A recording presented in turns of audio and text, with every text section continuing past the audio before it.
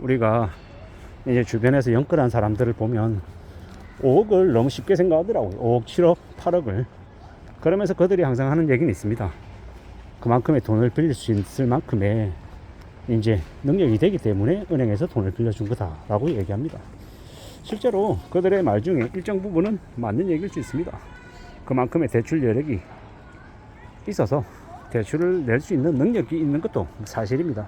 근데 우리가 잘 생각해 봐야 될 것은 대출을 내는 그 시점의 이야기가 아니라 그 대출을 이제 실제로 감당할 수 있는지, 빚을 갚아낼 수 있는지, 원금과 이자를 충분히 이렇게 갚아가면서 하는 게 가능한지, 그러한 것들이 좀 더 이제 잘 고려가 돼야 된다라고 보는 겁니다. 실제로 5억을 빌렸다. 대출 이자로 치면요. 5%이면 얼마입니까? 5, 25 이러면 1년에 이자가 2,500만 원인 거죠. 물로 따지면 200만 원쯤 되는 거잖아요. 원금 내야 되잖아요. 원금 갚는 금액까지 생각하면 월에 300이든 350이든 내야 되는데 이게 결코 적은 금액은 아니더라는 겁니다. 게다가 신용도가 좀 나빠져서 가상금리가 더 이제 붙게 되면요. 이자 부담은 이제 더 커지는 겁니다. 이런 것들을 고려해 볼 때 우리가 이제 자신이 감당할 수 있는 최대치로 대출을 받는 것만큼 위험한 게 없죠. 대출 5억을 평생 이래가지고 갚을 수 있다. 이렇게 만만하게 쉽게 생각하면 안 되겠다라는 겁니다. 그리고 애시당초 연끌에서 집을 산 사람들은 그 빚을 자신들이 죽을 때까지 다 갚으려고 생각하지 않았다라는 게 문제죠. 그냥 적당히 원리금 내다가 좀 더 비싼 가격에 누군가에게 팔 수 있으면 시세 차익을 보고 팔려고 대출을 낀 거기 때문에 대출 원금을 전부 다 갚는다라는 그런 인식 자체가 없다라는 겁니다. 그게 현실이더라는 겁니다.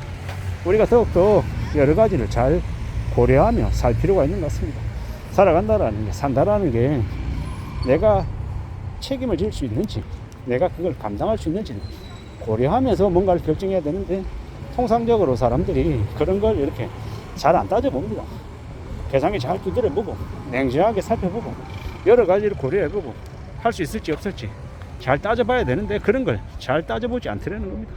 그러다 보니까 즉흥적으로 뭔가 일을 벌리고 그 즉흥적으로 일을 벌린 탓에 조금만 이제 이자가 올라가도 이제 죽으려 하는 거죠. 허덕이는 거죠. 그런 이제 현실 속에서 지금 이제 고통받고 있다, 되게 힘겹다라고 말하는 사람들도 많습니다. 그건 이제 좀 잘 생각해 볼 필요가 있죠. 우리가 살아가는 게 우리의 예상과 다르게 흘러가면 어떻게 할 건지에 대한 대비가 있어야 되는데 그런 것들이 잘 없는 사람들이 이제 되게 궁지에 몰리죠. 되게 힘겨워하죠. 좀 더 우리는 냉정하게 생각하고요. 우리가 생각하는 것보다 상황이 더 안 좋아질 수도 있다라는 걸 좀 고려하며 살아가야 될 것 같습니다. 그런 걸 고려하지 않으면 그러면 인생이 이제 와장창 이제 박살이 나는 거죠. 좀 더 우리가 우리의 삶을 좀 냉정하게 볼 필요가 있다라고 말씀을 좀 드리고 싶습니다. 살아가는 걸 그냥 어떻게 되겠지, 쉽게 흘러가겠지 이러면서 안일하게 마음 먹고 살다 보면 박살나는 경우가 더 많다는 겁니다. 잘 좀 따져가며 살아가야 될 것 같습니다. 지금의 시대는요, 좀 더 염려하고 좀 더 최악의 경우를 항상 생각하며 뭔가를 결정하는 게 맞겠다라는 겁니다.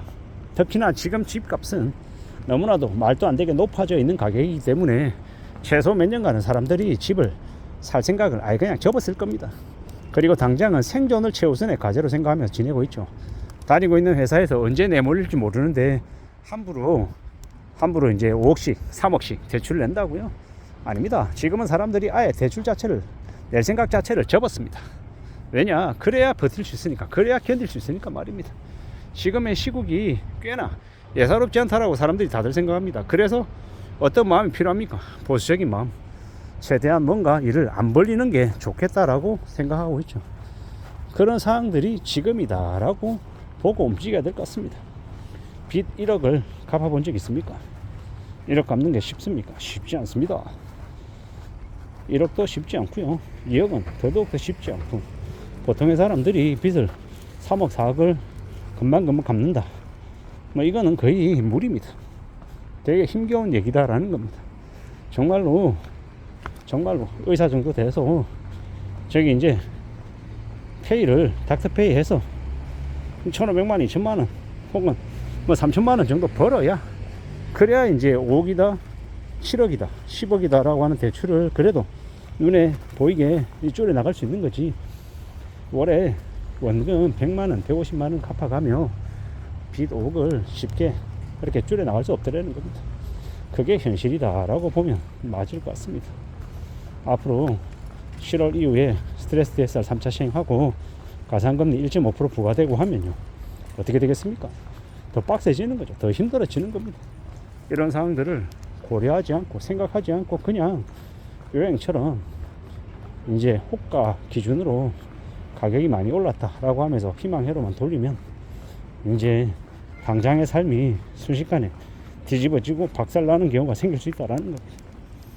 우리가 살아가는 지금의 현실을 좀 더 잘 헤아리고 좀 살펴볼 필요가 있겠다라는 겁니다. 그냥 어떻게 되겠지 하는 생각으로 너무 안일하게 뭔가를 일 벌리면 그로 인한 이제 대가가 꽤나 크다라는 걸 아마 알게 될 것 같습니다. 지금은 좀 더 냉정하게 세상을 되돌아보고 뭔가를 보수적으로 생각하지 않으면 안 될 것 같다라는 겁니다. 잘 살피면 살아가야죠. 좀 더 챙겨 나가야 될 것 같습니다. 우직하게 말입니다. 그렇게 우직하게 좀 더 조심하면서 대비하면서 지내는 게 낫겠다라고 생각합니다.